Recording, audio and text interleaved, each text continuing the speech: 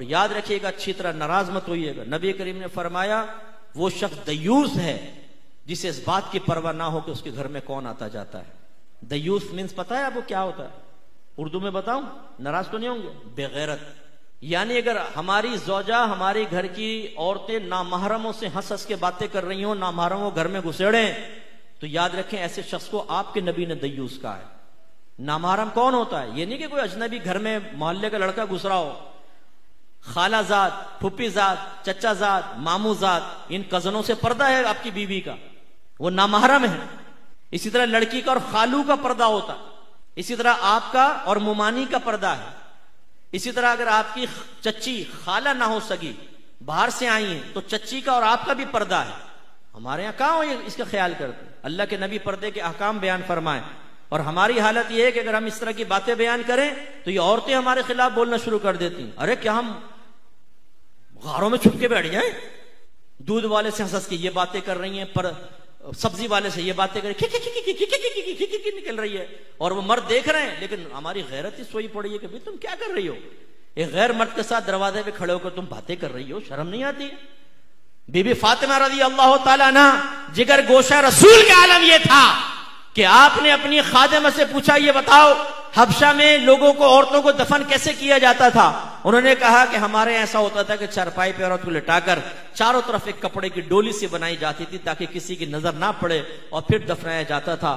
Be be Fatima رضی اللہ تعالیٰ عنہ نے کہا مجھے اسی طرح دفنانا، اور فرمایا اگر میں فوت ہو جاؤں تو رات کے وقت میری میت کو لے کے جانا تاکہ کسی غیر محرم کی نظر میری چارپائی تک پر نہ پڑے۔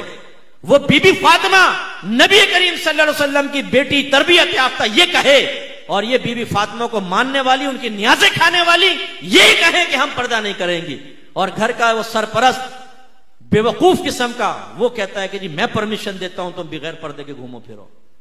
یعنی کتنی بہنیں مجھے ایسی ملی ہیں جو یہ کہتی ہیں کہ ہمارے شوہر یہ کہتے ہیں کہ میرے دوست آئیں، رشتہ دار آئیں، بلا پردہ سامنے بیٹھو۔ اور ایک شوہر نے تو دلیل یہ دی کہ دیکھو جب میں اپنے دوستوں کے گھر جاتا ہوں ان کی بیویاں میرے سامنے بیٹھ جاتی ہیں۔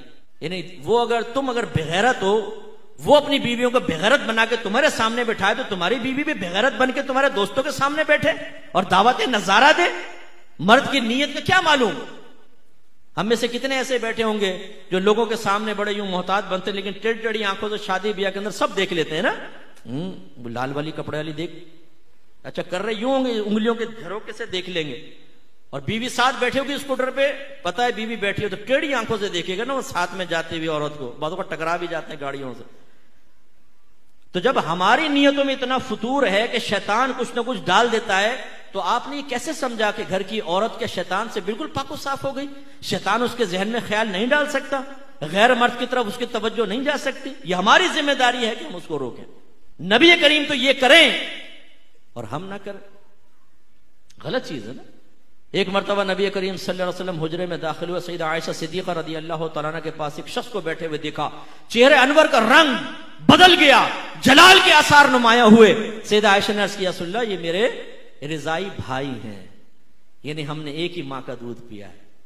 تو پھر سرکار کا جلال کم ہوا، یعنی جلال میں تشریف لائے کہ گھر میں اجنبی مرد کیسے؟